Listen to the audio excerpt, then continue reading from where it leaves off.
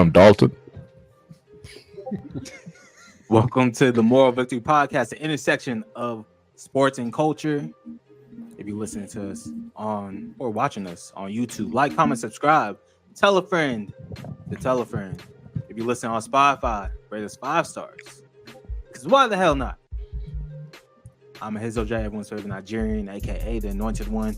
Go ahead, follow me on Twitter and Instagram. All you gotta do is spell my name right. That's Ehizoje. Again, that's Ehizoje. Y'all already know who it is. It's your boy Indigo, baby. Follow me on the gram, Indigo, baby, like it's spelled right there, right goddamn in front of you. INDIGOBBY. Add another Y on Twitter. It's the free franchise extraordinary. Let's get to it, man. What up, y'all? It's Mr. Technical Difficulties. Blake Who? Blake John. Follow me on Instagram, BLK_JHN. Also follow me on TikTok, Milkshake Blake. Yes, sir. Last but not least, it's your boy Q, aka Phoenix. The what? The biggest bitch. biggest. BIG_PHNX. You know where to find me. What's going on, boys? I'm feeling good about today. I'm feeling Feeling good. real good. Feeling I real don't know good. about y'all. Nobody told me Hispanic Heritage Month was actually September. So I came in the Frida Kahlo poncho. You feel me? You know Ready what's crazy to celebrate with all So my what you family. think Cinco de Mayo is? That Wait, you are dumbass. what? You are dumb, bro. No, You because I know it's September 16th. I know it's September 16th. bro. You're Bro, dumb. you What's thought it was September 16th? October. What's September 16th? You dummy. Mexican Independence Day. What's that got to do with Cinco de Mayo? That little sound in the background. Hey, bro. Restart this shit, bro. Restart this shit.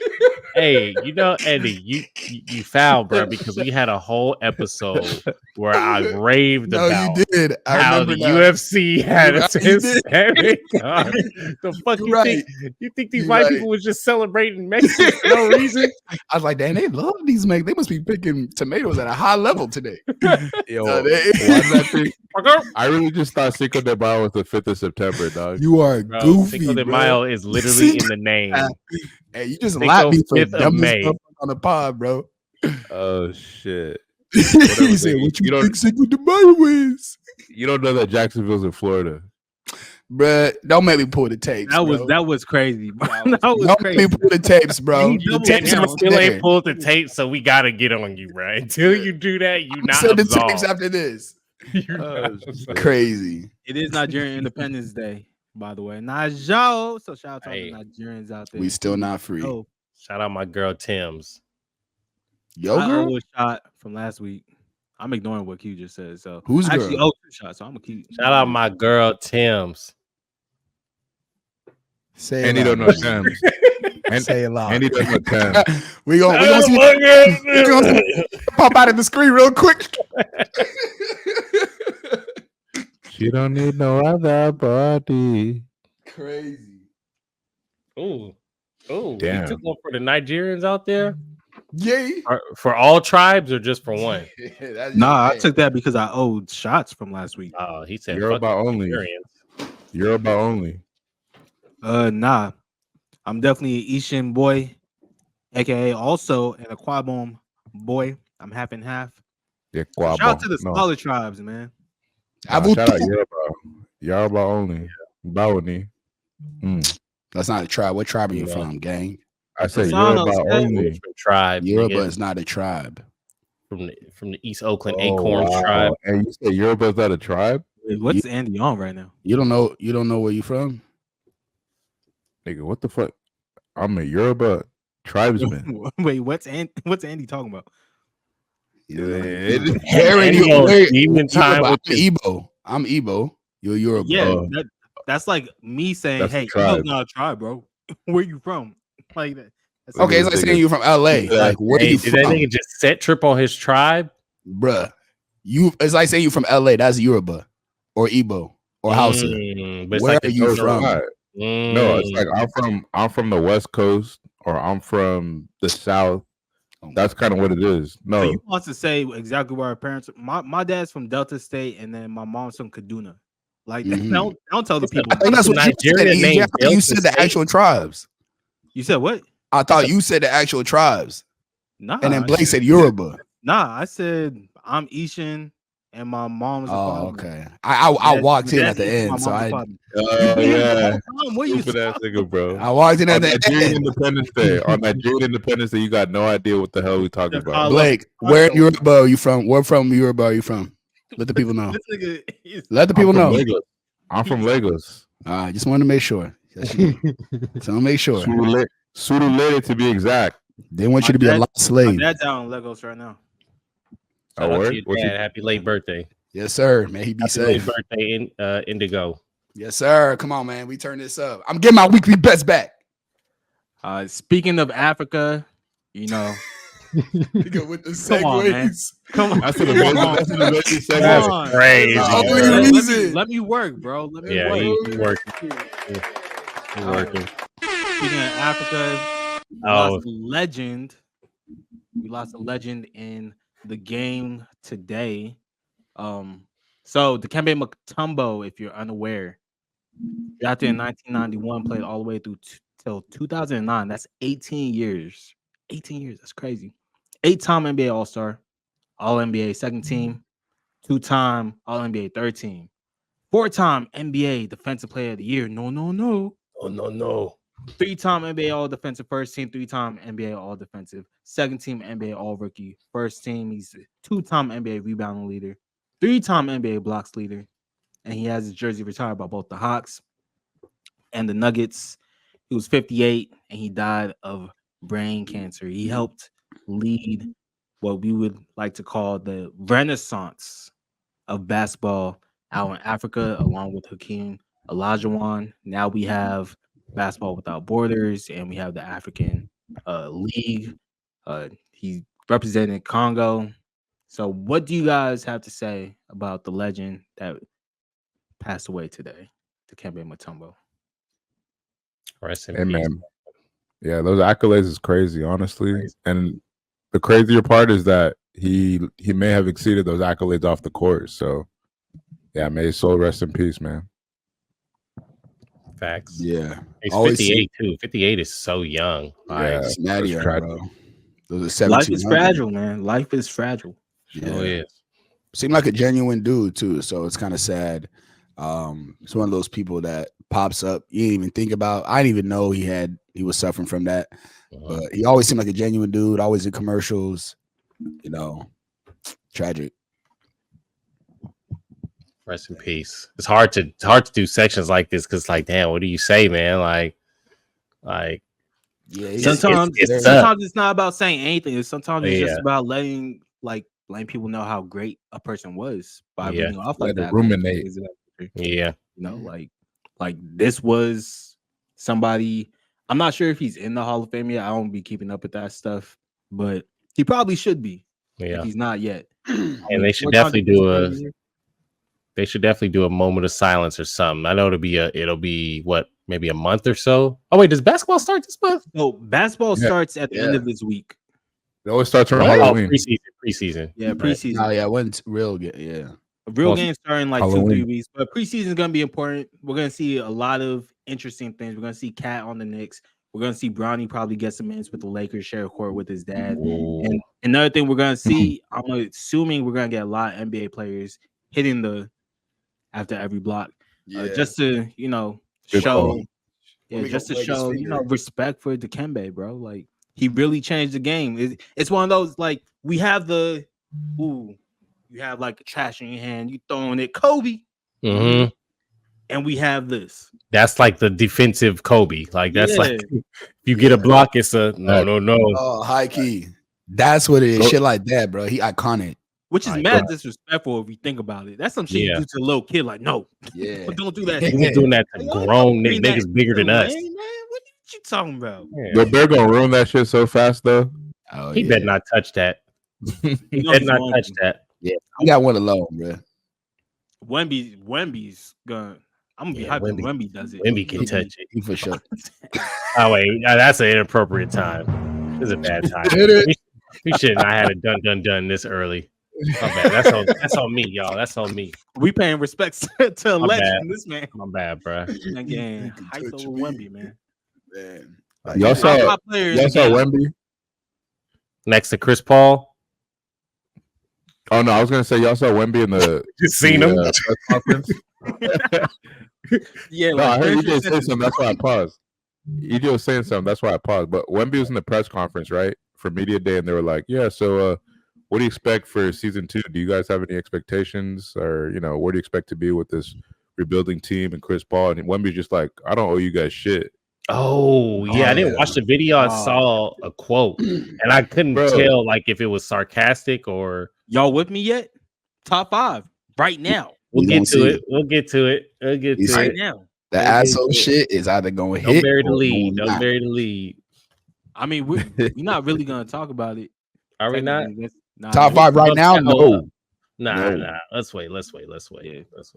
I mean, he gained 25 pounds. Yeah. All big. What other training 25 pounds in attitude. Like stood out for that? 25 pounds of straight meat, man. He come to let his balls hang on niggas, bro. Yeah, I meant it. That nigga got 25 pounds of dick over the summer, bro. He's about to drag his nuts over the whole league. Over the whole league, bro. Why you got dick measurements in your head right now? Oh, Jerry Jones ass nigga. Not even measurements, bro. I just know that nigga's he's about to dunk on all your favorite players this year. Give me a dun dun dun. He's about to block all your favorite players this year. Dun dun dun. He's coming for your team. Oh shit. Extra dun dun dun. We need a new button for this. We need like a blood curdling scream. Oh man, I could pull it up. Yo, my God. God. We'll have one by the end of the podcast. I feel like Wemby's nuts sag though. They go them bitches video. Hey, my lord. Next topic, man. Next topic. What you mean? I thought we was here. This is what we're gonna get famous for. Watch. Yeah, we doing this. Look, we talking about training camp. I know there were a couple clips y'all wanted to bring up about training camp. Can we pull that up? Yeah. Got you. Y'all didn't send me nothing, so I'm gonna go first, and then I thought you were just going to do the ones that you. I can look them up. I can look them up too. I got to do it by tab, or it's not going to show me the sound. Oops. Oh, and he's like, "How am I gonna cut this shit?" Motherfucker in my mind, bro. We good right now. We good. Yeah, that's a future problem. Oh, he said that's a future you problem, boy. Oh shit, I'm not even on the. See, bro, this is so dumb. So yeah, like EJ said, were you about to pull up the slow-mo clip? I'm not doing that first. I didn't mean to do it. I was ready. No, not yet. I ain't gonna need to see that. I ain't gonna give you ammo that. Homer. Yeah, let's see this shit. First clip, bro.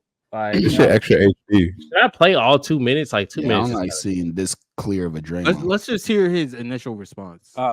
People worry about you, fans, maybe your teammates.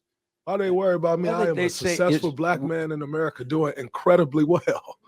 What's the worry? They worry about you. There are way more people in this world to worry about than me. That's for sure. But we're here now, so we're all here.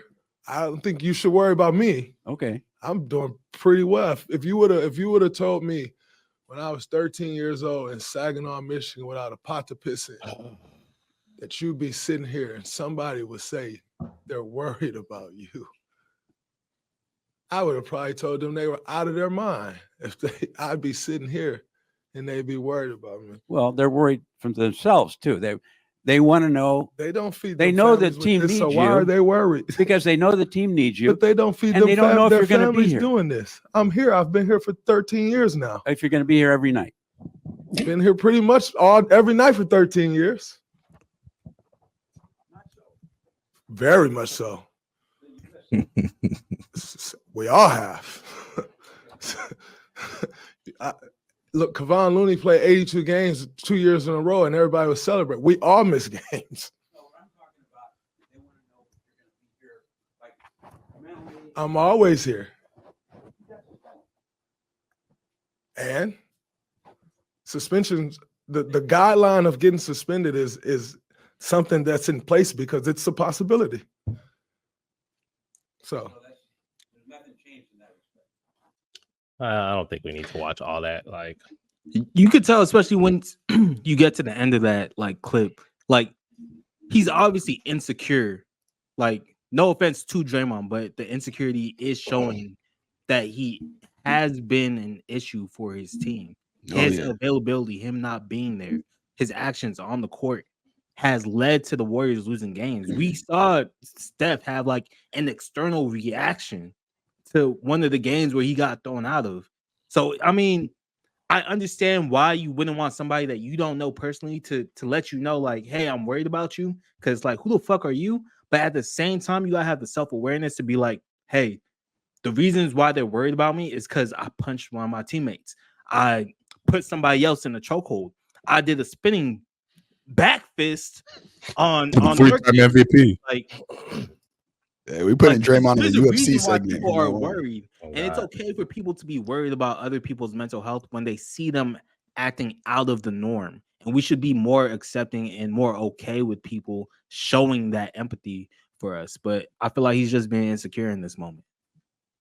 I think he's being insecure too. You can tell by the way he rubbing his shoulder. Like that's a nervous tick right there. And his voice started shaking that day. Yeah, but at the same time, the reporter did it in the weirdest way, bro. Mhm. Don't start coming at me. Pause. About how what we already upgraded. God, this nigga move fast. EJ different. He different for sure. But don't start coming at me and backing me in a corner about this. Like, you feel me? I feel like you should lightly broach the subject. Be like, hey, man, we want you to, like, meet him halfway. We want you to have a good season. We want the best for you. We hope that you can, if you like, have you found other ways to get yourself right? Like, shit like that. Not, hey, me and the family and the local people at the bar are worried about you. Like, who the fuck are you? Yeah. Like, I'm sorry. If I'm Draymond in this situation, I'm like, who are you? Why are you worried about me? I'll be worried about me. And I kind of get it too. Like, bro, Yeah. I'm a success. Like, from his point of view, I'm a success. I made it out of nothing. I'm here. I'm balling. I'm a millionaire. Like, I got side deals, brand deals, all of this. What you mean you worried about me because I had a couple flare-ups, which I do. I don't know if it's a mental health issue or not. I definitely think the dude ain't totally there, but I can't tell if it's, I personally can't tell what it is. So for the guy to be pressing him like that, I'm like, bro, I was just getting it ick, bro. Like, back off a little bit. Feel me? Yeah, It's the a media's blessing gonna to have be people feeding worried off of about it. you, by the way. It's a blessing to have people worried about you. It is, but Ain't Kind of, nobody but praying now for when me. they're looking for a scoop, yeah, that's the thing. It's who it's coming from. If it's a Time and Yeah. place and messenger was off, but Yeah. I Yeah. think overall sentiment. the overall The sense, me- I agree. they're thirsty to just for Draymond's first incident of the year. They're gonna jump on that and just make all sorts of headlines. Yeah, I agree with everybody. Like it's two sides to every coin.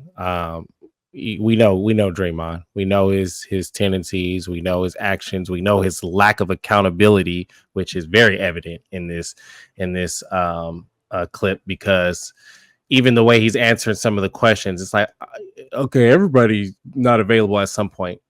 It's different. Draymond Green not being available is different than somebody else not being available, because we got to ask why, for the most Why? part. That's the thing. But he is a human. He has emotions. And you're right, Andy. It's depending on who it's coming from. And the only thing that gets me is that, like, I just feel like people like him and KD, like, they kind of just get themselves into situations like this with their reactions. Like, you should go into camp knowing you're going to get asked this question. Why do you have to give, like, why do you even have to give in to something like that? You could have just been like, you could have just given some fake answer. Like, you're not proving anything by answering this question. I mean, who gives a fuck? If that's how you want to answer it, whatever. As long as you play, whatever, who cares? But Too prideful. if I were him, I would literally just be getting Marshawn Lynch in these answers like this. Like, if it's not about basketball, yeah. like, just keep it like that. But no, he always got to give some long-winded, insecure ass answer that has us talking about it right now. Yeah, he could have just said thank you. Yes, he could have just said that, even if he didn't mean it. But Thanks, Yeah. appreciate you. wow. Who's next? Dead ass. Anybody got else? Another clip y'all want me to look up? I want to talk shit on the Warriors' future. This But man is before we do that, fiending. let's talk about Scoop. Let's talk about Okay. Scoop. Let's take a Please, little please, break please. from Warriors. Let's talk about Scoop for a little Pull Give bit. me this some man. context while I pull it up. Scoop He Henderson. said, "I like food. I like food." That's the main lesson I learned from last year. Context by Blake John. Nobody still know what he talking about. Scoop Henderson obviously struggled in his rookie season. So, obviously the reporters are going to talk about essentially what he learned the most and what he took from his first year in the league as an NBA player. Scoop Henderson's a guy who didn't go to college. He's went immediately to become a pro, playing for the G League. I believe it was the G League Ignite. He's trying to fill in the shoes of Dame Lillard, which are huge shoes for the Portland Trailblazers. You can make an argument that Dame Lillard is top 1, top 2 Portland Trailblazers of all time. And he's essentially has to fill in that role. So the reporter, we could get into that argument. The reporter, just wants to know, hey, what'd you take away from your rookie season? And this is what he had to say. Dude, now that you have a couple months of distance from it, kind of what do you look back on about your rookie season and kind of what you learned from it? I look back at the good food that I had. Yeah, a lot of the food. And then, what I've learned from it. You know what I'm saying? Just all the games, obviously think about all the games every night. Scoot, now that you I can't believe that's a real. He's I can't believe that's a trolling. real answer. Hey, he was spending that check, boy. Right out of the Zion Williamson playbook. Hey, to his point though, Portland does have one of the top food scenes of the country. Man, his eyes started rolling back. That man faded as hell, nah. Yeah. That man faded as a thing. That question is still crazy. I honestly, that's the one that had. I'm so curious. Like, was he serious? Was he trolling? Was he faded? Like, he can't be that dumb, bro. This I shows agree, some he was personality by him though. Like I feel like we didn't get to see no Yeah. personality from the nigga Didn't. because he was struggling all year. Is he funny? I would love to know if he's funny. This would be great. But basketball wise, like. Yeah. Nigga, you know what the fuck we talking about, bro. You was damn near one of the worst rookies, and you was fucking drafted second, bro. Right after Wemby. Are you fucking serious, bro? But they don't owe us a real answer. I respect it. See, Draymond, take a peek at this book. The food. Yeah, this is the complete opposite from Dre. He didn't take shit Right. serious, bro. Right. And while we're talking about Scoop, can you pull up the DeAndre Ayton? I Oh feel like my that'll be a good god, little I'm so segue. sick of this, man. Why you sick of DeAndre Ayton, bro? He had good energy moving into this next season. Bro, he always got good energy till the energy get on the court. You lost money. Portland might be the. I ain't lose no money on DeAndre Ayton. I would never put money on DeAndre Ayton in the first place. Can't trust him to do nothing. Portland might be ranked number 1 in terms of NBA franchises where your career goes to die. Yeah. I don't know. Like at this point, everybody's career dying. I feel like based off this clip that we're about to see, that DeAndre Ayton might be in a very good place in life. Yeah, the caption was promising. I haven't seen this though. Let's check it out. That's because Phoenix paid him out. I ain't pay him shit. No, I'm just playing. You easily have come in here with the most energy of any person. I'd say, just what makes you have that right now. You easily came in here with the most energy of any person who stepped up to the podium yet. You know what I'm saying? That's dominating. So we say what it is. Yeah, I mean, what makes you have that energy you today? Be on juices. Go to bed early. The water. I was light on breakfast because I had physicals and stuff like that. But just being ready for the day. Like, this is our job. I have nothing to complain about. I'm happy to be here and just happy to work. I've been waiting all summer for you guys. That was the first time I've actually stopped playing basketball for so long. I'm like, man, the season ended pretty early for me, huh? And having enough time to be with family and things like that. So I'm fortunate. So yeah, I was waiting to see y'all. How can you hate on this, Andy? I'll tell you how you can hate on this. Talk about I'll tell you exactly how you can hate on it. That's not what the fuck I want to hear from dominating. Yeah. Bitch, that's not your nickname no more because you wasn't dominating shit. You was not dominating shit. Happy-go-lucky ass nigga. You just said that you did not play basketball for hell long. What the fuck is you so happy for? Yeah. Not be this happy coming into the season. I like the energy because Ayton was depressing me. His energy, you see how he is on the floor during the playoffs. Like, where the fuck is your big ass at, bro? But nigga, I don't know. Something about this though. Happy-go-lucky ass nigga. You better. Yeah, I'll tell you. You better get some rebounds, nigga. You better. I'll tell you right now. That dude is mentally retired. His Phoenix extension money just started hitting. You could see with the diamonds, with the chain, bro. That dude is rich and happy and relaxed and content. And he's not getting no more rebounds. He's not scoring no more points. He's just gonna be playing through his contract. Thank you. DeAndre Ayton actually just averaged the second most rebounds. Look at this goofy ass motherfucker, bro. Look at him. He's not serious about shit. Maybe he's a happy-go-lucky guy, but he just averaged the second most rebounds ever in his career. He only averaged about 17 points a game, which is pretty low, but his usage was also low. He didn't start coming on until probably second half of the season. I had him on my fantasy team because he trash. No, Trailblazers just weren't giving him the ball. Like his shot attempts were pretty low first half of the season. Give him the ball and do what? Well, second half they shot up and he shot 57% from the field and he was averaging 20 and 13. Because everybody was not guarding over. They were like, all right, let Ayton get his. We're gonna win by 30. Give him the ball and do what? And no, in a real bruh, how many times do we see? How many times are the Trailblazers trash or should you give him the ball, nigga? To do what? Because the thing is, people ball out on trash teams all the time, and that's exactly his profile. He a baller on a trash team. He's gonna rack up stats. But if you watch those games, I unfortunately had the unfortunate pleasure of watching some of those Portland games last year. He was getting empty ass stats. Nobody was, bruh. This man does not care about basketball. He's geeking right now because his paycheck is hitting stupid fat. He collecting 2 paychecks. He balling right now on a big budget. And that's why he's happy. Oh, man, I'm happy to see y'all, man. I'm waiting for you, y'all. Because all you want to do is talk, not play. Talk. You ain't dominating shit, bro. Come on, man. I am worried that he said that he hasn't touched the basketball. Like, this is the longest he's gone without playing basketball. Like, why weren't you working in the offseason?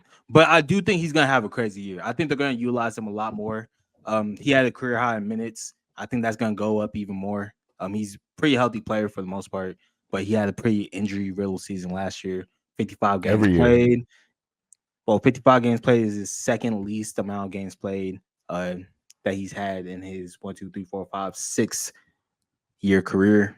So you actually want to count on it. Look, this is training camp, bro. This is everybody happy at training camp. When you get to the season and you 10-30, you think you're gonna have that same focus with no vets on the team, Scoot Henderson and who's the other dude, the 2 guard they got, the young dude. Wow, Shaedon Sharp. You like these young dudes, like he's not the type of, he needs some leadership, bro. Like that's what he needs. And he's bro, this is the same dude. This is the same dude that missed the game because his door got frozen by the weather. Hey, that just sounds unfortunate, bro. Bro, he didn't want to go. He had no desire to make one the hand game. to the door. He was like, can't. Hey, I'm have to call this one off, man. Yeah. All the resources you got, man. Yeah. That's a 9-to-5 problem. Yeah, they wouldn't even let me call off for that shit. Right. Like he couldn't go out the back door or some shit. Come on, bro. Yeah, you know that nigga got at least 3 doors in his house. Exactly. Exactly. Nigga, your big ass don't put your shoulder into it. That's the problem. That's the problem. He don't want to get physical on the court, bro. He couldn't even get physical at home. All you gotta knock that door down real quick, bro. That's what it is for me. I know that part of him is not going to change. He's never going to actually use his size and his height the way he needs to. So that's my thing. He got mentality, cool, but I'd rather him come like you said. Fuck the happy-go-lucky shit. Come in and be on some dog shit. Be ready to fight. We on DeAndre Ayton watch. We on DeAndre Ayton watch all season. They did draft Donovan Clingan, so I like maybe that might light a fire under his ass. You know, number 1 Don't center lose in your the nation job last to year. a white. So Black Jobs going out of style. Thanks, Aiden. They might use him as trade bait. That would be a good piece to trade and try and get some pieces back. Who's gonna fall for that? Fall for it. if you're a contender and you just need like a third option, I think DeAndre Ayton is a really good third option. I take that. We saw that work and make it to the finals. Obviously, Giannis had a crazy fucking series, but Phoenix was up 2-0 on them. I can see it. Maybe a fourth option rather than a third, but he's going to be an expensive fourth. But if you need a guy to get you like 12 and 12, just stand there and be a big body. I can see it. I mean, he's That's a never crazy averaged contract, though. 12 and 12 in his career. But as a third option, I mean, he's not. His worst like season was 14 and 10. My thing is, if you're asking him to do anything more than 15 and 12, if you ask him to do anything more than that, you're not winning shit. Just know that. Like, he needs to be in a specified role where he does the bare minimum because he's not really a threat. He's a big that doesn't hurt the other big. He doesn't draw fouls. He doesn't post up. He doesn't physically harm you on the other end. That like put him on the court next to Draymond. We'll take him. Shit, y'all take anybody at this point. Oh God, bro. Oh God. I guess that's a good segue. My last clip I was going to show, which we don't even got to play the whole thing. This is more of the P's and Q's of things. But Kyle Anderson, I love Kyle Anderson. We're going to talk shit, but disclaimer: I'm a Kyle Anderson fan. I mean, I've not seen this. That, it's like double big. Your front court's huge. This front court you're joining is kind of smaller, different. How do you view? I guess what did you learn from kind of playing, with the bigs, and what do you think this experience will be like? Yeah, like you said, it's just two different things really. So like around the facility here, like Dre telling me like, oh nah, you a 5 now, like you're not a guard no more. You're a center in this offense. So it's gonna be I'm gonna get adjusted to like not having Rudy out there, Big Cat out there with me. Big Purr. Just playing more small ball, I guess, as you could say. I think I'd be more comfortable more in that setting, being a 4 or sometimes even playing at the 5, really. Draymond already bullying people. That's crazy.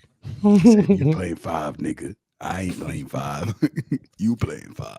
Just so you guys know, Kyle Anderson is 6'9" and has averaged 4 rebounds a game in his career. Yeah, he's a small forward that sometimes plays point forward. And Draymond Green said, hey, you're a center now. Look, you should be worried. He not serious. He's not really gonna be playing center. Like in sporadic moments, maybe. I could kind of see it working offensively, but defensively, fuck no. Barbecue chicken. He could guard some bigs. He can lock up. That's about it. There's a lot of DeAndre Aytons in the league. Is there? There's one DeAndre Ayton. Trust me on that. Yeah. What bigs would you trust him on? To be honest, because if Lakers come into town, Lakers are smacking. Oh yeah, 100%. Smacking. You talking about arguably the best big in the game. So that's not really a good example. Okay, if Memphis comes into town, they smacking that ass. Yeah, Edey's gonna take him to the post. Yeah, rookie as Zach Edey. He might be a rookie, but he's 7'4". Victor Wembanyama come into town, that nigga gonna stand up. He gonna be like, just throw me the ball. I don't even gotta jump. I'm not worried about 25-pound nuts on that head. I'm not worried about the likes of a Zach Edey against Kyle Anderson. Jaren Jackson Jr.? Zach Edey will eat him for lunch. I mean, the Steve Kerr defensive scheme can get Jaren Jackson Jr. thinking he's a 3-point shooter. Not if he just goes to the paint and posts. He doesn't always do that though. He sometimes he shies away from that, and that's like that's on the coach. Out your guys. If you see Kyle Anderson on Jaren Jackson Jr., me as a coach, you know what I'm saying? Get into the fucking paint, throw the ball into Jaren Jackson Jr. How many centers around the league though, where you're like, why can't you just be more dominant? Just go in there and dunk, dude. Like that's a common problem and a common issue in the NBA. So everybody has interior skills, but at the same time, bro, all you gotta do is get position. Like it'll just become known around the league. Like just get position on the Kyle early and just put a buck up over him. Like they still hoopers. I'm gonna list off teams. Y'all let me know if you think Kyle Anderson would be effective as a center playing against this team. The Pelicans. No. Yeah. Who do you have to worry about? With Zion's going in to the paint? go into the paint and dunk on that nigga. Zion's not a center, though. Zion their center? Yeah, exactly. Why would He's Kyle not the Anderson center, be but the guarding? center's supposed to be the last line of defense. Yeah, the thing Okay, is, then they don't have we'll rim protection. do Draymond on that nigga then, since he just switched into the Draymond's center. We'll getting switch. dunked on. I'm sorry. Draymond's not holding. I mean, I will say he probably It's can dunk Zion. on, but I do trust Draymond to guard Zion. What are we talking about here? If anybody, you have him if guarding Zion, you know what's gonna happen. Hey, yo, pick. But pick. okay, we And talk then about off the anybody. pick, That's Zion's- anybody. Yeah, but Yeah. if you have a center down low, the pick don't matter because you have somebody defending the paint. Also, this conversation is hypothetical because, like Andy said, damn, I keep calling you by your government. Indigo. Yeah. Indigo said, like, this is like, come on now. They're being facetious here. Like, he's not really going to be playing. We still have Kevon Looney. We still have Draymond Green. We still have Saric. Trace Jackson Davis, which THD. I love Trace Jackson Davis. He's my runner up for like niggas who's gonna be on the up and up this next year if he can stay healthy. But like he's not gonna Kyle Anderson. I honestly think I kind of like it in spurts because he moves like a center. I think he's going to be an undersized center, but I think that's where he can flourish, not defensively, but the way he moves. Yeah. You know, he might have some bad matchups. He can shoot the ball. He shoots slow as fuck. He can shoot the ball. He's going to be getting mismatches between certain centers and knocking shit down. But yeah, if they decide, I'm kind of with you. Like, we're also not talking about Kyle Anderson playing starter minutes, right? Yeah. He's gonna get like 25 minutes a game. I don't think you sign him to get anything less than that. Right. So we're talking about like end of the first, closing the Kyle half. Anderson stand, bro. I love that. I've loved him everywhere he went. Bro. I think he's a good fit for your offense because I like him more. Yeah, I like him in that Iggy role. Yeah. But as a center, you could do that because you could do like ball screen when Draymond's not doing it. You can do like high pick and roll with him. You could do ball like point guard, like guard screens and stuff with him. You could do a lot of actions with him as your playmaker, which is dope. And if you have him as your center and you have like 4, scorers, Kuminga, well, no Clay no more, but Pod and Steph, like 3 guys who can at least get their shot off. I kind of like that. Like Kuminga slashing. You can do a lot of actions with him. He creates a lot of space for you if he's the one holding the ball. But defensively, yeah, barbecue chicken. Yeah. I like he's got good hands though and good instincts, but he just don't got a size. While we in the West, can we talk about Bronny? Do we have the Bronny clip, man? Bronny. I ain't seen this either. I've been a big proponent of just Bronny and LeBron playing together. Like that's some cool shit. That's some fire shit. You know what I don't want to see? Father-son interviews. Hater. See this shit, bro. That shit put a smile on my face. Family. If you want to call me a hater, you could call me a hater. That's not what it feels like. Bring your son to work day. What did you expect when they drafted him? I expected a little bit more professionalism. Like just this is brother. This is LeBron James we're talking about. LeBron James and the Lakers. This is all we have. The second they drafted him, fucking team. Yeah, professionalism. The second they drafted him, you should have thrown all those expectations out the window. Yeah, this is all we got for the season. Fucking jackass. You know what's crazy? They asked LeBron, they're like, "Yeah, what are your expectations for the season?" He's like, "Well, with JJ Redick, I don't think we should have any expectations." This is the first time LeBron's ever been like, bro, he knows. We just don't do whatever. He's been saying that the last couple years. Ever since he got that bubble ring, he been like, "Yo, I got y'all a ring. What else y'all want? I'm gonna compete, but he still at least pretends like, yo, we're gonna try to make a run. We're gonna try to make the championship." Yeah, I mean, he ain't pretend with Darvin. You weren't. He did. He was like mad we didn't make trade moves and stuff. Like talking about we need to be better to like really compete. I don't know. This is the first year he's not trying to win. He could be laying low. He could be laying low. I think he's trying to win, bro. Yeah, I think he's really trying to win, but he's laying low. I'm trying to relax everybody. Speaking of young guys, before he sits down and joins us right now. This is a 2K cutscene. This moment right here. You right though. Tissue out. Oh my god. Legendary. didn't let you. What you doing? Even the Your angles. teammate is joining us, and he happens He's to be so your son. excited. He's got the biggest smile. What are the emotions? Just pure joy, man. Armbands. I mean, I can't. I don't know. I don't have any words. I mean, I can speak about me. You guys ask me questions about me.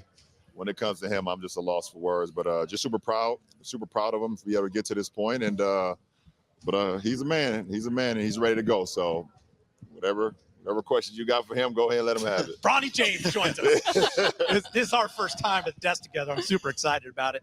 There was a great interview with your dad a while back where he said, and we talked about it all summer. That's why we found it so funny. Your dad said, he can't call me dad or pops at work. So we have to ask you, is it LJ? Is it LBJ? Is it 23? Oh my Is it GOAT? What's it going to be? I haven't gotten there yet. I haven't gotten there yet. It's This probably nigga gonna does not be want like to be there, Bron would be the easiest. That'd be the easiest. But yeah, I haven't gotten there yet. I haven't called him something yet. Practice starts tomorrow, so we'll see. We'll We'll see what happens. By the way, they're both named Something Bron. that has happened. Congratulations, by the way, your first media day in the NBA. Thank You enjoying yourself so far? Yeah, not Cool. bad. You guys had a moment at practice that was well documented last week. We heard your take on it, where you said great defense but better offense. Can we get your vantage point? What you thought about that? All right. In all seriousness, Please. I looked at the film and he did step out of bounds, but I'm not gonna go there. No, you can go there. I'm not gonna go there right That's now. a big part of it. But What do you mean you're not gonna go there right now? You just went there. I mean, I What do you mean definitely you're did. not I gonna go definitely there? did. But I stepped out of bounds. he stepped out of bounds. They don't even have that I gotta camera stop. angle of the I gotta baseline like stop. that. All I know is I gotta stop. Tell them about the stop I got on you when you dribbled out of bounds, though. Now that was a foul too. He slapped my whole arm, and we see. Did they call it? No. Did the ref call it? I mean, If I'm they not gonna get the that whistle call right didn't now. blow, I'm there not gonna wasn't get no that call foul. right now. I'm playing against. Yeah, you're a rookie guy anyway. that is- Exactly. Yeah. Exactly. This. You know, Beautiful. Bro, I could watch that. I could watch that for 4 hours. Oh God, That shit. I'm torn that shit between warms my heart. Yeah, I was torn between this warms my heart and this corny as shit. I couldn't decide. No. I was Like, on that this, shit's this amazing, corny. bro. There's some shit I want to see like at the end of the season. Like this day one, you know shit's gonna get worse. But that's the thing. Like you might not have the opportunity to do this at the end of the season. It's already gonna be muddied up. We're gonna see what he looks like as a player. We're gonna see if he even plays that much. Like yeah, Nigga gonna get be it in the while G you League. can. Let's live in this legendary moment while you can. And I think it's beautiful. It's not like you're just a hater, bro. The nuclear black people, bro. We got a good example of a fucking father, and this nigga want to tear it down. You ain't no difference than the fucking white man. Hey, get on him. Oh, now y'all. No, that boy is for him. That boy is for him, by the way. Get on him. And supporting black people. You ain't no black Israelite. Oh, brother, this guy He stinks. Nah, it's beautiful though. I think this is a nice refresher. This is why we love the NBA, man. Like it just, you can get so Legendary much more personal. shit. The fact that we get to live through this, like as like functioning adults, like this is not something that's happening while we're 10 years old and we don't really recognize how cool it is. Like this is tight, and it makes me forget about exactly what I just brought up. How shit's finna get shiesty in a couple months with you know, but you never know. Maybe I'm hating. Maybe who knows? It might not. It might Maybe, not. You know, maybe Bronny has scratches himself a role on the Lakers bench. As like hell no. G League. Blake, you don't think LeBron could pull some strings and be like, "Can you get my guy 10 minutes?" Yeah, especially since he don't care about winning no more. No, he did. Hey JJ, So I think Bron would be a good fit for this matchup. Like, come on, he gonna sneak him some minutes. So when Q said Bronny carves himself out of role, I was thinking like on a successful team. Now, if we're like 10-30, sure, yeah, Bronny can get minutes for sure, which is probably going to be the case. 10 Yeah, I don't know 30. about 10 and 30? 10 and 30. He said y'all finna be the Pistons, bro. Bro, Yeah, that's some we fucking winning. faith. We winning 50 games this season, at least. Ooh, 50 games. So wait, what seed are we getting? On the West. Top four. Top five. We're not gonna be in the plane. Top We five. got Top five for sure. we got LeBron healthy last year and AD healthy last year, and we But we still had Darvin isn't Ham. playing. Have y'all seen those quotes? Bro, it's an NBA, every bro. single It's player. an You ain't NBA. even seen JJ Coaches are not controlling. I know he was ass, but they're not controlling that much. It was more about effort. I've never half seen the time. that many quotes from that many players talking shit about previous season. Because they all know he's an easy scapegoat. Yeah, they gonna blame him. Like, I mean, he is a scapegoat, a real scapegoat. But come on, bro. Some of that you gotta take on the chin. That's you. Bron came into these games. He started the season last year. Low effort. AD, low effort. We were the worst first quarter team in the entire NBA. We didn't take shit seriously. Hey, We didn't take shit seriously. Get this on wax right now. Bron is missing at least 20 games this year. That's what I'm saying, bro. At least 5. You be betting on Yeah. niggas getting hurt. That's the craziest thing about Nigga, you hating on nuclear families out here. What you mean? I'm hating on nuclear. Yeah, you be betting against niggas' health. Like, Who said it was health? He don't gotta play all the games. He LeBron. Nigga, he on his fucking 55th season. I'm really worried for the if Lakers. he wants his He don't what's it care. called, what's the last tour thing? Farewell tour. Farewell tour. It's not his farewell tour.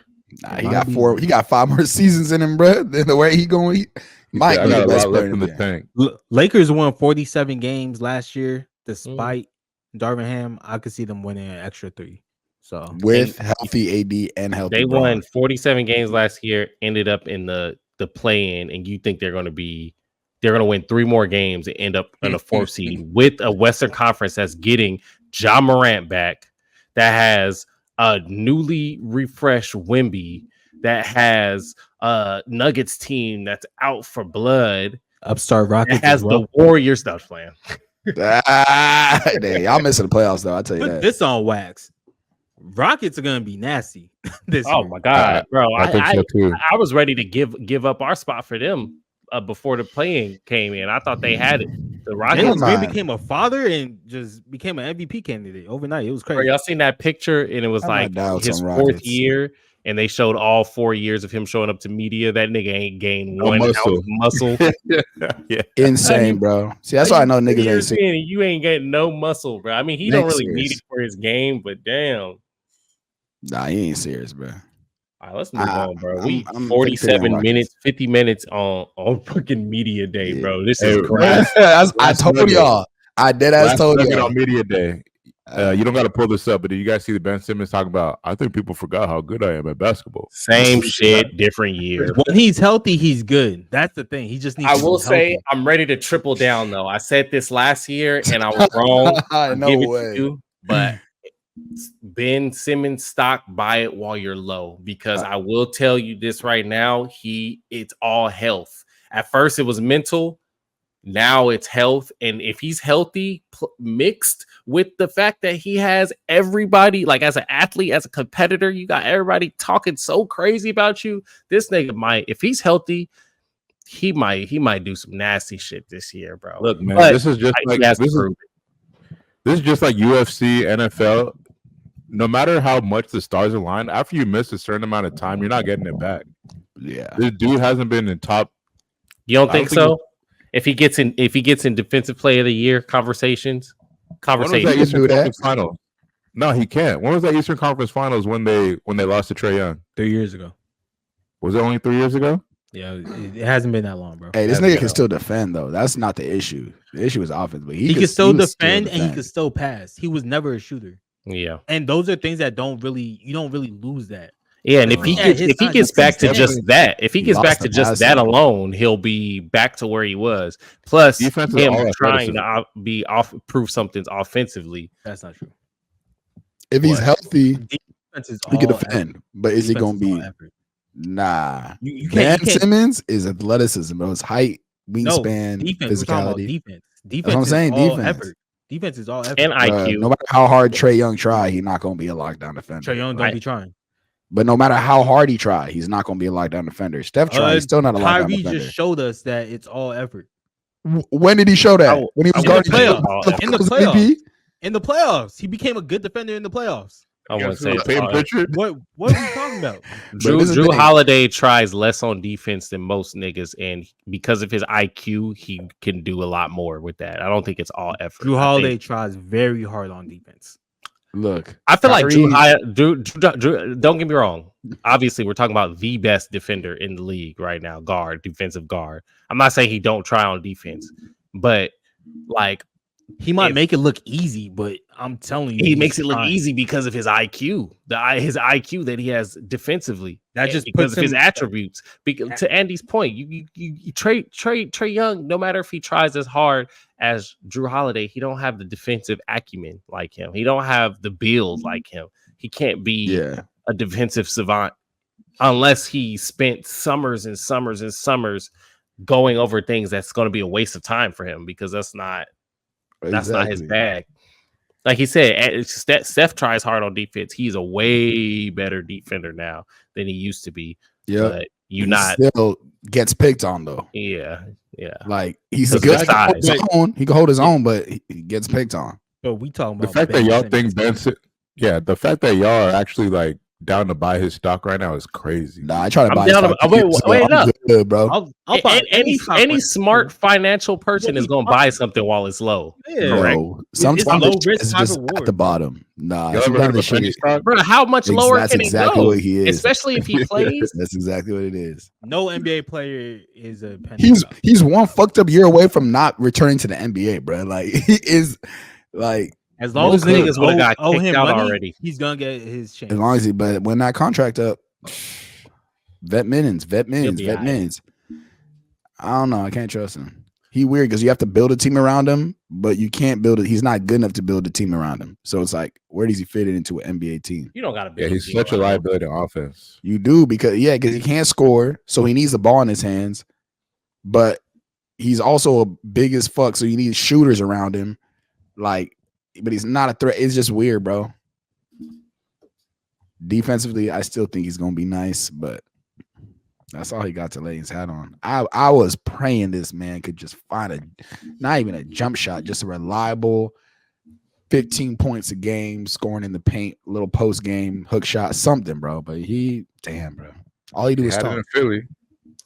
He did. I say, considering we spent like damn near an hour on this, we still do Wolves Knicks, but then we have to save top 5 players and contenders. Oh, we took that out. We did? Okay. Yeah. Well, then I'll shut the fuck up now. Oh, brother, this guy stinks! All right.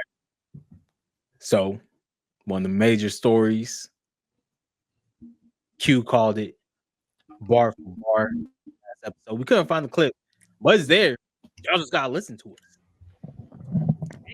Everything. That's how you just gotta listen to this. Real ones heard it. Cat, Karl Anthony Towns, blindsided by the Minnesota Timberwolves, gets traded to his hometown, kind of hometown, New York Knicks. With Is he Julius from New York? Randle. He's from New Jersey. Brooklyn would be like the real hometown team, but they weak. This nigga act like he from New York. Shut up, man. I don't know why Andy talking right now. Just saying, Mr. He said, LA. I'm telling you, bro, we out here, man. Anyways, We out here. he got traded to the New York Knicks for Julius Randle, Dante DiVincenzo, and the first round pick. There were a couple other pieces that were involved that went to Charlotte, but we don't care about them. We care about the main guys. So, who won the trade? The Knicks or the Wolves? Man, when this trade dropped, I hated it at first. I'm gonna be completely honest. I hated it, but I was coming from it. I was coming to it from this standpoint because we've known a cat trade was going to happen at some point. Like ever since the Rudy Gobert thing happened, yada yada yada. We just knew that at some point they were going to have to trade Karl Anthony Towns to save some money to open up the floor a little bit.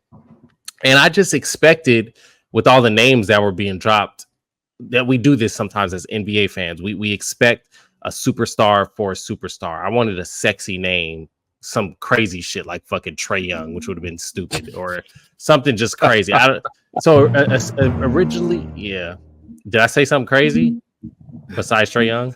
I wanted a sexy name, some crazy shit. No, for real. I want a sexy name, bro. Like Dante DiVincenzo, Julius Randle are not sexy names. Like I wanted some superstar value. But after thinking about it, like let me get out of my own head, bro. Like, this is a great trade, I think, for both teams. Like, you gain Dante DiVincenzo, excellent role player, defensively can guard 1 through 3, can knock the ball down when he needs to, and it's just a smart. He knows how to play his role. He's I loved him on the Warriors. I loved him on the Bucks. Like, crazy. Get Julius Randle. He has some things that he needs to work out ego wise, but as a player, him alongside Ant is going to be fucking beautiful. The Timberwolves they're our new hood team, bro. And they went from being like Rudy Gobert, the only thing messing that up. He's the only thing messing that up, but I think it'll be nice. And then the New York, they get Cat. Like, there's not much more I need to really explain with that. And I know there was some gripes over, their center play. They got you said Hartenstein's not on there anymore, right? Okay, so they don't. Who's the black nigga? Mitchell Robinson. They always have injured. Plays like 30 games a year. Yes, this is true. This is true. But I like it. I like it. What they lost in Dante, they gained with Miles Bridges plus, Mikal. Oh yeah, not Miles. My bad, bro. But yeah. Family friendly show. But who won it? I'm going to say the Timberwolves. Oh, became more of a complete team. How much does nigga EJ pay you, bro? I didn't even know he was on my side for real, bro. Oh, and to be honest, I thought that was the obvious answer. That's what I'm saying. No. Why do you think it's obvious? Look, I'll follow up because I'm also on the Timberwolves side of winning. Let's see what. And first of all, we need to stop the Julius Randle disrespect. I heard some things during Q's diatribe. Oh, I thought he was getting a superstar. Where's Trae Young? Trae Young's never even been All NBA. Oh, brother. That man never been All NBA. I'm not Julius Randle. Come on. Not only has he been All NBA third team, he's also been All NBA second team. You know who hasn't been All NBA second team? Karl Anthony Towns. Karl Anthony Towns hasn't been All NBA second team. Yeah, because you got Giannis, you got Jokic, you got AD, you got so many people in front of him. Like, Julius Randle can't play the same position. And one of them had been All NBA second team, the other one has not. That's what fucking New York bias, bro. That's what it is. Cat plays in Minnesota. It's New York bias because Julius Randle will help bring the Knicks back to relevancy to lose in the first round to Trae Young, the guy you said is not a superstar. At least Randle was able to carry a team to the playoffs. What did Cat do by himself? Not a damn fucking thing. Last time I checked, he had a whole team around him. I didn't know they traded everybody for Cat. Who? What you talking about by himself? He has first year Knicks went back to the playoffs. No, you said that was Derrick Rose who carried him to the playoffs. Julius Randle did so and so by himself. What is Cat doing by himself? Lucky for us, we don't got to see Cat do shit by himself. He has Jalen Brunson. He has Mikal Bridges. He has the other niggas. Who else on the Knicks? He got Miles Bridges. You got Josh Hart. You got Jalen Brunson. You got Mikal Bridges. You got Mitchell Robinson when he's healthy. You got OG. Come on. I understand that. But what I'm saying is, you talking about a quality player in Julius Randle who was able to lift his team from literally shambles. Like, people were not calling the Knicks a playoff team when Julius Randle got there, and he took them to a top 4 seed. And you got Cat, who in Minnesota, without Jimmy Butler, wasn't able to do anything, and without Anthony Edwards, wasn't able to do anything. So there's two quality of players. You got floor raisers, niggas who could put team on his back, and you got complimentary players. Cat is a complimentary player. He's a great player. But he ain't got that dog in him. Randle is not a floor raiser. Yeah, he's definitely. Oh, he's a floor raiser. Wait, okay, he's a floor raiser. He's not a ceiling player. Minnesota did not need a floor raiser. They were already made the Final Four. They did not need a touch. They need the finishing touch, and they just gave all that up for a dude who's gonna bash his head into an overcrowded paint. 3 dudes who want to stand in the paint and score. If you want Julius Randle standing on the side shooting 9 threes a game like he did 2 years ago, be my guest. But that's not a formula that's gonna work long term. He's not a great defender. He's like an effort defender. Like he tries, he's got size, but he doesn't have a long wingspan. He doesn't have great lateral quickness. He's had a lot of injuries. He doesn't have great shot blocking ability. He doesn't have good hands for steals. He's just a big body who could put some bruise on you. Pause. Yeah. But he doesn't fit in Minnesota, bro. The only thing that fits is his personality because he looked like he angry all the time, like somebody owe him tax money. That's the only reason he fits in Minnesota. The rest he don't. I like the Dante pickup, but Cat fitting in New York, bro. I mean, it's funny because Randall's game does not fit at all in Minnesota, but his personality do. Cat's personality do not fit at all in New York, but his game kind of does. How does Randall's game not fit in Minnesota? Bro, Ant wants to get in the paint, right? That's how the whole offense really works. What do you think Jalen Brunson wanted to do? What do you think Jalen Brunson wanted to do? But wasn't that the issue? That's why they traded him. Around. It wasn't an issue. They were a great team. Crib or what? No. Sir, my ghosts are on my side. There was an ego problem there. Julius Randle wasn't really fitting into what the new Knicks wanted to do, which is why I like that they are able to get off of Julius Randle. Yeah. I mean, to be honest, his agenda is not going to fit with Ant because if he does the same shit that where is this ego shit coming from? Yeah, so hold on. Because Randall himself was like, yo, I'll do whatever it takes to win. Randall himself said that. The only ego shit that we act like saying something is a lot different than going about it. He did it too. Yeah, his shot attempts went down. Ben Simmons, he actually decided to play like actual defense last year. Like he changed his game to fit around Jalen Brunson. But you hear the media say these things, and this happens every year for different teams where the media will choose a player, be like, hey, this person's disgruntled, or we'll hear like, hey, this player is a cancer to the locker room. And then you talk to their teammates, and the teammates are like, nah, I fuck with Russell Westbrook. That's the best teammate I ever had. Oh, DeMarcus Cousins, I love that nigga. And then we just left with. I don't trust the players' input on that as much as I don't trust the media's, because of course they're gonna say that. Yeah, why would they trash their own fellow thing? We can see what we can see. Yeah. You know what I'm saying? Regardless of if they got a good locker room presence, if you dragging your feet across the floor because some shit didn't go your way and you fucking up plays, like nigga, I can see it. I don't care if your teammates don't call it out. They're not gonna call it. You're Julius Randle. He probably beat all their ass in there. Like of course they're not gonna say it. That's a terrible example, EJ, because it's like, who else wants Russell Westbrook on their team? Nobody. Westbrook convinced Paul George to stay in Oklahoma City, bro.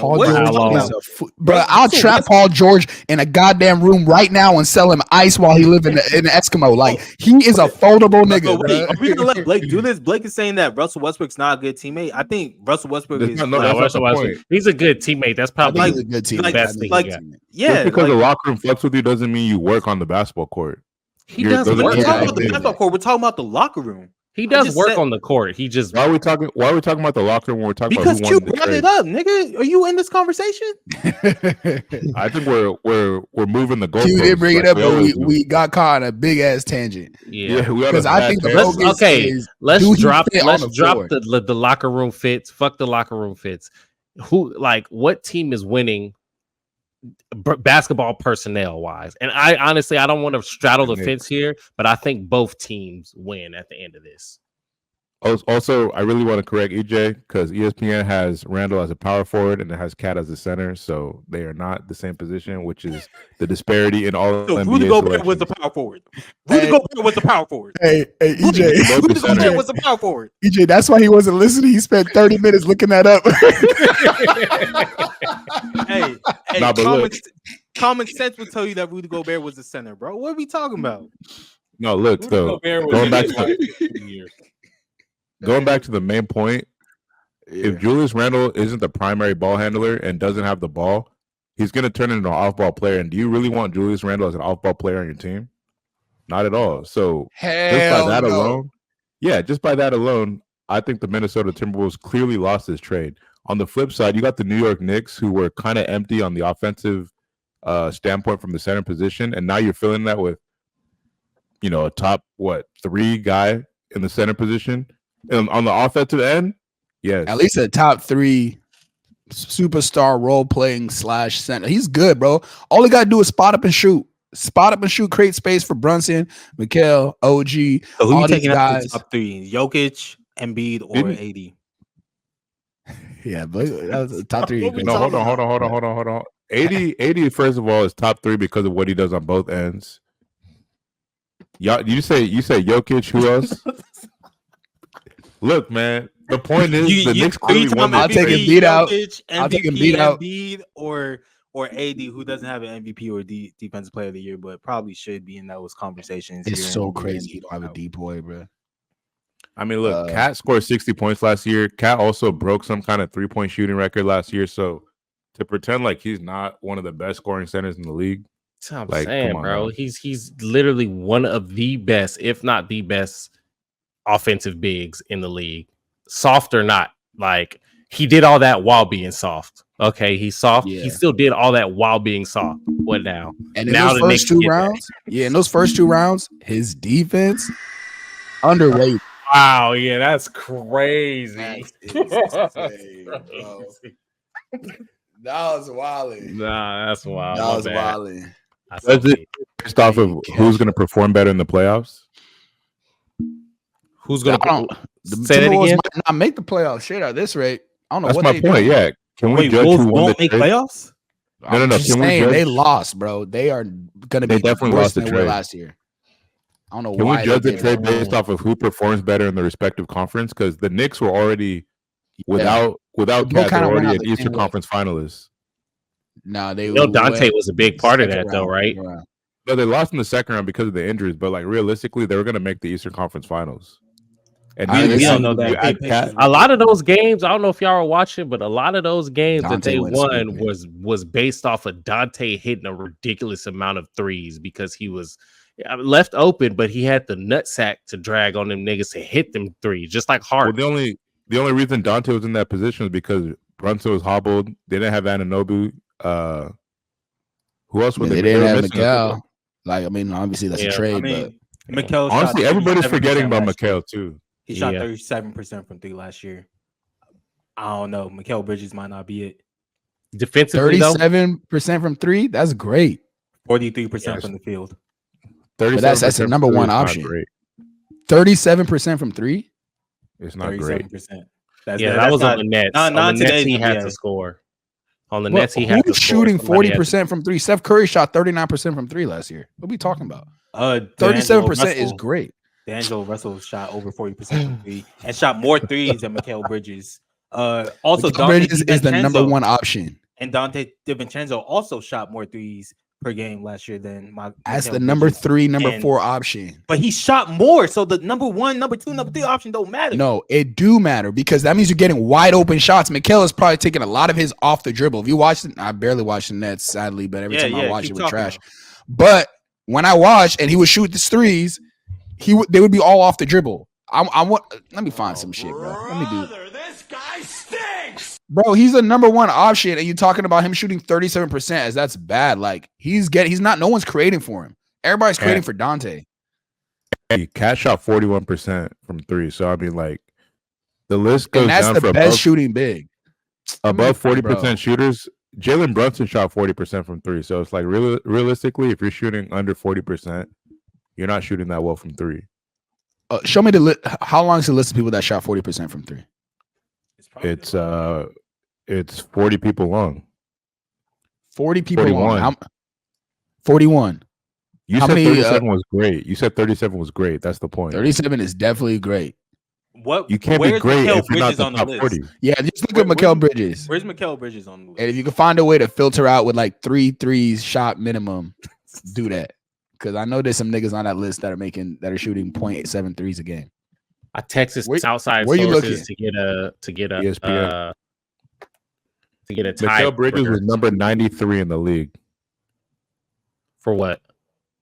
3-point percentage. All right, now let's filter out. You say who? Mikal Bridges was number 93 in the league for 3-point percentage. He shot 7 a game. Y'all are tweaking. weaken if you don't think 37 is like good. It's solid. Yeah. It's 37 solid. You is said It's great. cool. It's cool. I feel That like shit will get you 37% from the. We talk about from the 3, right? Yeah, that shit will get Yeah. you traded on the Lakers. Absolutely. Nah, Y'all niggas tripping. Hold on We're now. burning on the stakes, bro. What you talking Are about? you kidding me? I would sell my left nut for someone that could shoot 37% from 3. You trying to trade D-Lo right now, nigga? It's not about his shooting, bro. It's about everything else. Grayson Allen shot 46% from 3. I know. I'm The just best, seeing he was that. the Allen went greatest crazy season in NBA history shooting from 3, like basically. Q, you said you Right. got Stupid a season. third I party. got some outside sources to do a tiebreaker because I think we're doing what is 2 of us saying Timberwolves, 2 of us saying Knicks, right? The Yep. question that I got back was, what are the picks that were involved? Do we know that? They went to Charlotte. The Knicks traded a first-round pick to the Wolves, along with Dante DiVincenzo and Julius Randle. Minnesota got off of a supermax deal. Randle has a player option next year and a discounted contract. Bro, what are we talking about? The Wolves are in such a good position financially after this, and they have Financially. yes, wait, financially, so we're bro, talking because about you have assets? Yeah, financially, yeah, that's different. both assets You- and on the court. Because do you guys actually think that the New York Knicks are going to win a championship with this squad? They got a real shot. I don't know about, but this is a real move that they got a great starting The five. The last 2 All-Star bigs that the Timberwolves shipped off won championships. Damn. Kevin Garnett, Kevin Garnett, and Went to a super Kevin team Love. with the Celtics, and Kevin Love went to a super team with the Cavs. But Cats on a This- super team with The Knicks are low-key a super team. they're on a super roll team. The Knicks are Look, I all think the my thing with the names- Knicks all the is names started with a K. Blake said something though, talking about Cat's one of the best centers in the league. I want You to in your actually bag see right now. where he places Cat. So obviously not better than Jokic, right? No. Okay. And You got- we're strictly talking about the offensive side of the floor. no, as a player, because you got to play both sides in the NBA. I said scoring bigs. I mean, like, obviously, I'm not about to do this list if we're talking defense too. Hey, y'all want half a player? Because that's what they traded the Knicks apparently. The street saying the Knicks won. That's fine. The streets can say whatever they want. Okay, EJ let's just do offense. All right. Jokic, No. Embiid, No. Sabonis, Yes. Yeah. Fuck Sabonis. Yes. Anthony Davis, No. No. Bam Adebayo. Yes. Oh my God. Ooh, hold up. I would take Bam. I would take Bam. On offense? That's real close. to Yes, me. because Cat's just a spot up shooter at this point. Wait, on offense? Yeah, You tripping, bro? Yeah. Come bro, on, man. Bam, bro, You Bam. tripping. All right. I thought you meant overall. Come We're talking on, about man. offense, Bro, bro. We're talking about offense. offense. Bam not only can play make, you could have him be a point center. Cat is a Bam Adebayo. super underrated playmaker. No, he's not. He averages like 3 assists a Oh. game. What are you Oh, talking about? Bro, when Cat was by himself, solo dolo, he was running he was running Jokic plays out of the high post like all day long. They ran the offense through him, and he just dime up. Victor Wembanyama. Yes. Offensively, yeah, Yes. Yeah. Dude, what? yeah. Vic is not there. He's not there yet. He might be a better shooter than Cat right now. Better what? Oh, Shooter. Hey, y'all are going to watch this nigga dribble up the court and pull up from 30. And y'all gonna be like, okay, Wemby you know looks cooler, but I trust Cat way more offensively. Wemby looks cooler though. Watch. After this season, we're gonna have to have an actual conversation about Bro, I this. literally see Cat pull up from 40. Like, what are we talking about? EJ, how many of these players can score 60? None. Realistically, let's see. Embiid, I and would that's say it. Embiid. And I'll put Jokic in there. Jokic is I don't think about Jokic can score 60. To be Jokic could. is more about if he wants to. Yeah, he Yeah. could score 60. Like he could, if they needed him to score 60 to win a game, yeah. But everybody else, if they scored 60, they're losing that shit. But just because you scored 60 doesn't mean that you're a better offensive player. Ricky Davis has a 60-point game in his career. What are we talking about? That can't But be Cavs the- plenty Like- of 40-point games. like a majority Cat of his is- a majority of his points are just coming from spot up threes. He's not doing anything else other than shooting three. So Bro, when I that's think bad, about though. when I think about like great offensive players, I'm talking about 3-level players, people who could shoot from 3, shoot from the mid range, shoot in the post. Cat doesn't even have a post game. So how are you saying that he's a better offensive player? Cat has a post game, bro. Why are pull up the DeMarcus Cousins picture? Pull up the DeMarcus Cousins. That's one picture, my guy, bro. Cat worked out of the before he got any superstars on his team. He was working at like killing people out the post, passing. Nigga had Luka on him, and he wouldn't rolls. take Luka to the post. That's why they lost to the Mavs. Bro, the thing is, he got in his head in that series. But if you watch him do like whatever you think about his game, this man can score the ball. He's good around the rim. He's good in the mid range. He's good in the with the 3 ball. Like his game changed a lot when Ant came. He basically turned into a spot up shooter, but he was a 3-level scorer before that and a great passer. Very underrated passer. And when this nigga's fouling out of the game with like He's 7 stupid. minutes left- That's different. He's stupid, but his game is tight. That's back on defense, not offense. Look, I like Cat. I like Cat. I like Cat too. Hello. Hey, Bro, done that. That's Hello. Bradley Beal. We might be talking about a different Cat, but look. Hello. Thank you. We could talk about this for a very long time. We can But- go on. I think it's time for a sport change up. Yeah, we could change it up. Knicks won that trade though. We'll come back to this one for sure. Oh yeah. Oh, 100%. This is gonna be one of them where it's just like, oh, EJ's right a lot. When Minnesota flips Julius Randle and send him to like Charlotte for some draft picks, I think that's a high possibility. I think it's a high possibility they reflip him. In the I'm gonna be here offseason, in maybe July. because he's gonna be an expiring contract if he opts into that player option, but it wouldn't make sense to do it now. And I don't think Why he's not? gonna opt into the player option because he's gonna make so much more money if he opts out. We'll see. I feel like he's one of those he's an outdated player. He is Zach Randolph. We don't need those type of niggas around no more. You don't know Randall's game. that is crazy. What does he do besides bully ball? Randall is actually a 3-level scorer that you try to say Cat is. Oh my! So you say Randle's a better scorer than Cat? That's what you're saying? Yes. Why would they trade him? Why would they trade him then? Why would they trade him? And add DiVincenzo and the pick. Why would they trade him if he Because Cat? Knicks do stupid things all the fucking time. Knicks have been moving right the last 3 years. Yeah, for a little bit, and then they've reversed. 3 out of what? 50 years. Yeah, like, Same Timberwolves that gave up 13,000 picks for Rudy Gobert. You know the kind of but Tim discipline and Connolly foresight. is now in the forefront of that. And Tim Connolly is the one who made that Denver Nuggets team that won the chip. Yeah, and he just destroyed that team. He built the Timberwolves to beat the Nuggets, and then he just destroyed it. And now they got. Well, they're gonna I'm beat gonna trust nobody. that nigga. I'm gonna trust that nigga. So I feel like he knows what he's doing. Do you know the Yeah, kind of shout out Matt discipline? Connolly. You know the kind of discipline and foresight you have to say, "Fuck Donovan Mitchell. I'm gonna get this dude for half the price. That's gonna outperform Donovan Mitchell." Donovan Mitchell Jalen was Brunson? under contract. No. The Knicks could have got Donovan Mitchell. They could, said for no. We're gonna save money and build a roster and get Jalen Brunson for half the price and get Family way more out of ties. him. No, Donovan Mitchell got traded. Jalen Yeah, Brunson the was Knicks- a free agent. You're comparing Okay, apples and oranges. The Knicks Lakers could have got didn't Paul shell George. out. And No, the Knicks didn't shell out and trade for him. They were supposed to, and they didn't because they knew that they could get Brunson. So they've been moving correctly. I'm saying they have discipline and they're not just doing stupid shit and going after shiny objects and big names for the sake of the name. by the way, They're Blake like- lives in New York, y'all. He not Damn. even come on, man. I'm telling y'all. Go Cat New is York, great go this New year. York, go. Go New York. Hey, they games go crazy, man. I'm high. I'm Yeah, gonna it's be about to hyped. be. It's about to be Flying wild, out. bro. Flying out. Yep, pull up. You. The Dominicans are Giannis. gonna make Cat's jersey gonna go triple platinum with the Dominicans, bro. Oh, Oh, yeah. for real. Oh yeah. Yeah, man. UFC. Que lo que? Que lo que, papi. All right, yeah. UFC.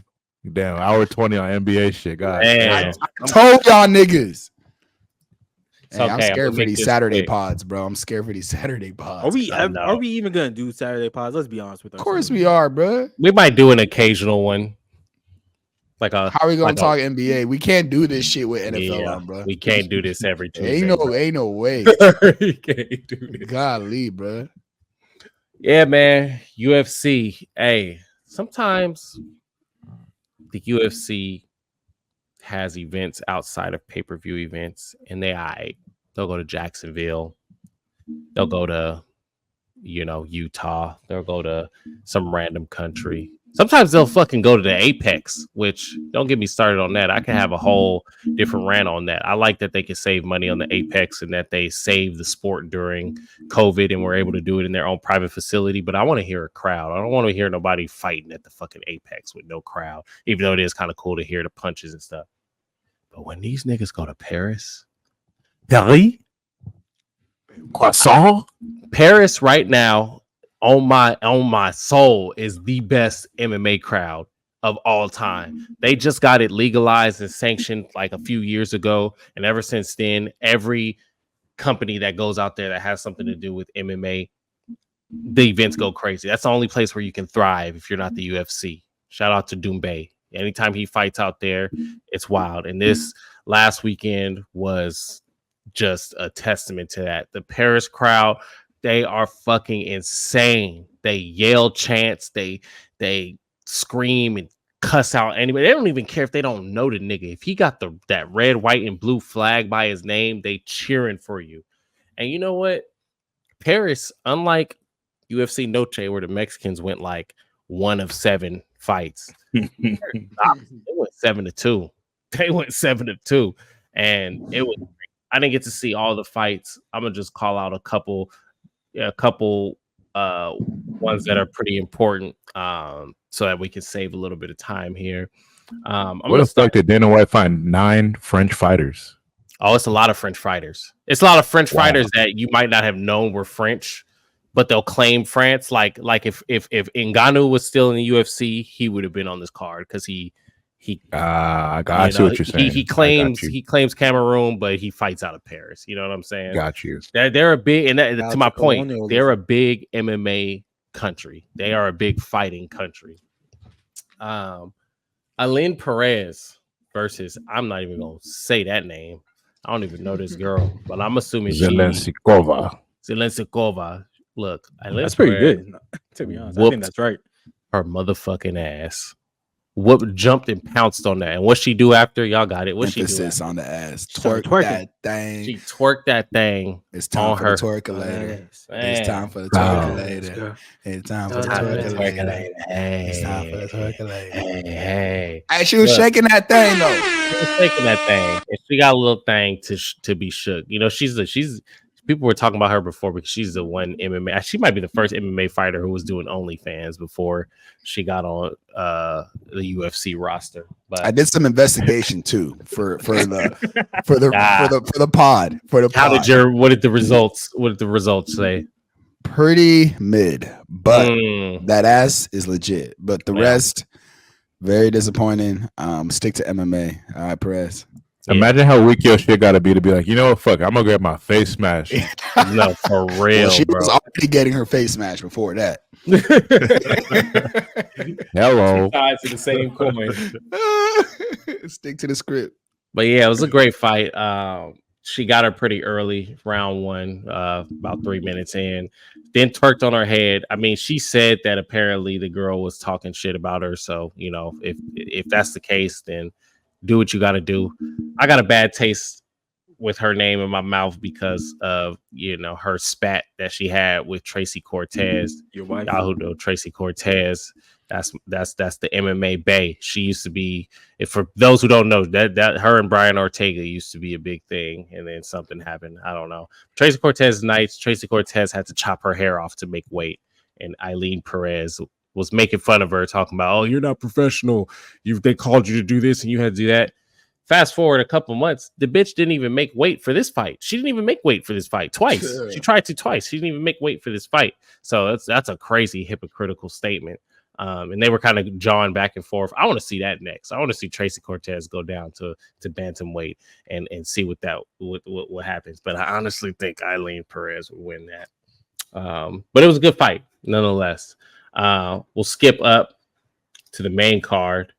Fares Ziem. I don't know too much about this guy, except for the fact that motherfuckers was calling him soft. You see the 16-4. Why are they calling him soft? No finishes. All decisions. 15. Up until this fight. I don't know if y'all saw that knockout, but they were in the clinch. Frivola, the steamroller. Fuck out. Steamroller Damn, Frivola got knocked out with a knee from the clinch. It was brutal. You can't call Ziem soft now. He knocked him the fuck. That was brutal too. It was after out. Frivola took like 10 knees throughout the fight too. It was like a buildup, and then he didn't move for like 2-3 minutes after the fight. That he was he was out. He was out. So that was a great showing. Morgan Cherie, he's one of these people where we might not know him as Americans, but apparently he's really, really, really big in France outside of fighting because of some reality show where he was helping people lose weight. So crowd was really on his side. You can see TKO in the second round, knocked him out. I really like him. Every time I've seen him a couple times. The only reason I recognize him is because of his back tattoo. He has that big old gorilla in the back of on his back, and it's honestly hard. That's crazy. But yes, we'll move on. We don't got to talk about these a lot. This is still a fight night. All right, we don't really give too much of a fuck. Brian Battle. What did I say before we got him? This is a Brian Battle podcast. This is a Brian Battle podcast. This is what dogs are made of, bro. He put it on him. Honestly, it took him a little bit to warm up, but then that jab was working crazy. He started piecing him up. Crowd was booing him. He flipped off the crowd. He said, "Fuck y'all. Y'all thought I was going to lose a fist fight with a Frenchman?" He repeated it. He said it twice. "Y'all thought I was going to lose a fight to a Frenchman?" That's some real heel stuff. Brian Battle used to be like 300 pounds. There's an old video circulated right now of his first fight professionally, and he got knocked the fuck out, and he don't even look the same. He looked like Daniel Cormier. He looks gigantic. To see him now, slim down, rise in the ranks of welterweight, like, oh my god, bro. I'm a big Brian Battle fan. Like, were you guys able to check out any of that fight? I watched the fight. What'd you think? That man was ready for war. That's what it seemed like, man. That man stood 10 toes, man. He was like, "Hey, you gonna get this ass whooping." Oh God, you gonna get this ass whooping, bro. I really want to know if his name is actually Brian Battle, because there's no way his last Battle. It can't be government. It can't be government. But I see some clips on Twitter, bro. He's a dog, bro. He a dog. Nasruddin Imavov took the win over Brendan Allen. Brendan Allen was on a crazy 5-fight run. Middleweight has some things to work out, because I still think Brendan Allen can compete at the top. So we'll see. He was talking crazy too. So it's all good. Renato Moicano, Money Moicano, took the dub over BSD, Benoit Saint Denis. Here comes the money. Money Moicano, baby. Yes, sir. Hey, the one thing that I love about this nigga, bro, he'll win, and then his post-fight presser, his post-fight speech will always be some philosophical fuck the government ass shit. He said something of the lines of like, "Hey, I like the French, but fuck the government." Like, just started going in on naming names that I ain't never heard of before, talking about you should read this book, and they talk about tyranny is the like, bro, how are you thinking about this right after a fight, bro? He's an interesting character. He's an interesting character, bro. He has some troubles like in his first fights because he was trying to keep it on the feet. If you get on the ground with Renato Moicano, it's a wrap, as we saw with Benoit Saint Denis. Benoit Saint Denis did lose, but with his last two fights, people might kind of just be ready to, take him off the watch list for prospects. No, Benoit Saint Denis, he's still up there. It's two bad fights that ended, unfortunately.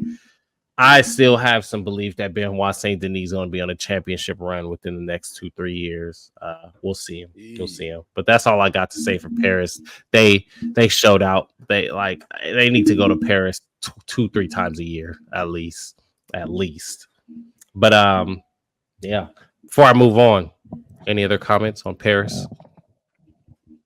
They do got a crazy UFC like fan base. Shouts out Brian Battle. Man. Brian Battle, though. They're Give it up for passionate Brian people. Battle. UFC Croissant. 307. We got a nice little card. For the prelims, we got Wonder Boy Stephen Thompson versus Joaquin Buckley. I'm a big Buckley fan. He needs to take this to the ground. He needs to take it to the ground. If he doesn't, he's gonna lose. Stephen Thompson is that guy. Is that guy? He's the white MVP. Let's just put it like that. He's the white Michael Vitter. Elite kickboxer, yeah. Elite karate fighter. Oh, karate. Karate, yes. And when anytime you know somebody is their specialty is karate, they have this lanky, like far away stance, and they can touch you from all the way across the ring. They point fight a lot because in karate tournaments, it's all about point fighting, getting those touches, not really doing like a lot of damage. And him and MVP, they show it the best, like, which is why they're probably not going to have MVP fight Stephen Thompson, because you would think that would be an exciting fight, but it probably would be really boring because they probably wouldn't touch each other. Right. We got Delidze versus Holland, should be a great one. Kayla Harrison coming over from the PFL, showing her UFC reign. She's probably going to beat the fuck out of whoever this is. Ketlin Vieira, shout out. We got the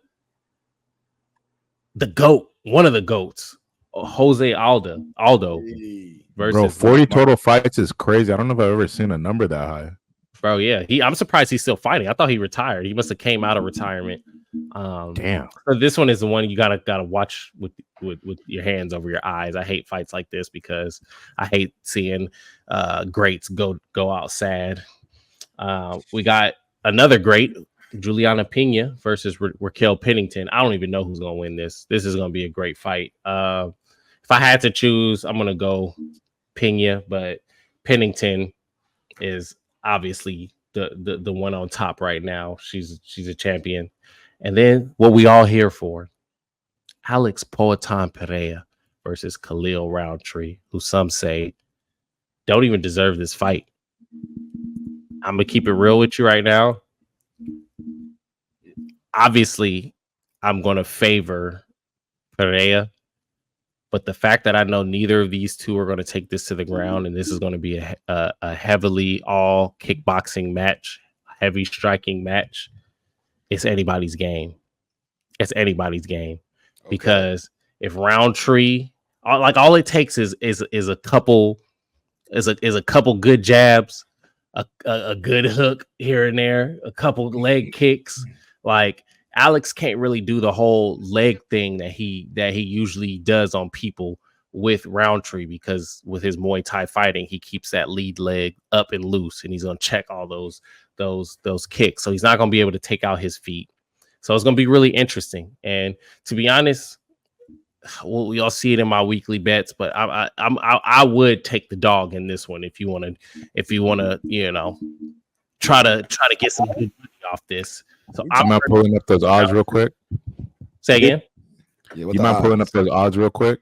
Let's see. Here's the thing about checking kicks. Because you got me intrigued. Even if you got proper form, them kicks is still gonna hurt. Especially if he starts throwing some calf kicks. I don't think Roundtree stands a fucking chance. But it's two sides of the same coin, because Roundtree's going to do the same exact two thing. Different levels of Muay Thai, man. It's The just thing, but Pereira doesn't fight Muay Thai. He fights traditional kickboxing. I'm smelling a shot bet between EJ and Phoenix. Yeah, we can if you want. Phoenix, you want to do a shot bet? I'll do a shot bet. I'll go with my boy. Look, this is what I'll do. If Roundtree lasts past the third round, I'll take a shot, even if he loses. I wouldn't. I'm not even gonna take that bet with you, because it's still. I don't even think this is a round thing. I think because they're both fighters and they both have both strikers and they both have good cardio. Like, it don't matter what round they're in. first round is going to be just as dangerous for both of them as the fifth Bruh. round is going to be. I don't. The round think total is Roundtree makes it out 1.5. The first round, bro. The round total is 1.5. That is so low. They don't expect this shit to go to 2. Roundtree's getting I see. Yeah, somebody's getting knocked out. That's the thing, though. Somebody is getting knocked out, and if somebody doesn't, if it goes to decision, then that's crazy. We probably just witnessed a crazy, boring fight. Hey, But- Andy, who's that producer you used to work with? It's Khalil. Oh my God! That- Shout that- out to that's just getting boy. knocked out. Shout out to boy. He not getting knocked out though. Hey, plus 360 Q. You can make some bread on Hey, that. yeah, I'm a sprinkle. I'm gonna put a little something on that. Yeah. But I yeah, love it should a be good good. underdog. We'll reconvene next week. Obviously, I don't want to get too much on. There's not much to say besides this is going to be an exciting fight. I'm just going to go for the dog for money purposes. But why? Who am I to bet against Alex Pereira? I'm a fan of Alex Pereira, big fan, but I'm also a big fan of Khalil Roundtree. He's just more on the up and up for me. I like his story. I like his his personality. That's outside of fighting things. But I think it's going to be an exciting fight nonetheless. This is one for the fans. This is one for the fans for sure. Run it up. That's gonna be a good fight though. Hell Yeah, yeah. I think I That's a gotta pretty side solid with card. EJ on that one. I think he's getting knocked out before the second round is over. I wouldn't be surprised. Like I have no arguments against that because Khalil Roundtree, to be honest, shouldn't even be here if we're talking meritocracy. But UFC don't really go off meritocracy sometimes. Right. It shouldn't, to be honest. That would be an insane upset. I mean, I feel like it should, considering that like they're the past like 5 to 10 years they've been really trying to like be taken seriously as a sport. And if you want to be taken seriously as a sport, you have to one, pay your athletes, 2, have some sort of system that makes sense. You know, like which is why we had. Oh, go ahead. I like setting up the fights how the fans want to see it. You know, Yeah. Like, but then on the that's what we same wanna side of see. the coin, like you want to see fucks good you fight. up. Yeah, exactly. It fucks you wanna up see if you good actually grinded your way. Yes, That's that was that good for card. UFC. Give it up for Q, y'all.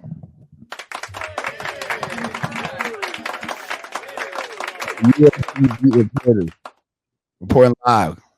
The one-stop shop. People are watching this specifically for Q's expertise. Yeah. If y'all doing that, if y'all watching all this for 5-minute expertise, I applaud y'all. Applaud you. I ain't no 5 minutes, nigga. In 2 hours, we ain't got to NFL. I'm talking 5 minute. They watching this for 5 minutes of UFC. we gotta hit Q with one of these. Right. No. Nah, he mobbed through that pretty like seamlessly. No, I'm fucking her up. It was very efficient. Yeah.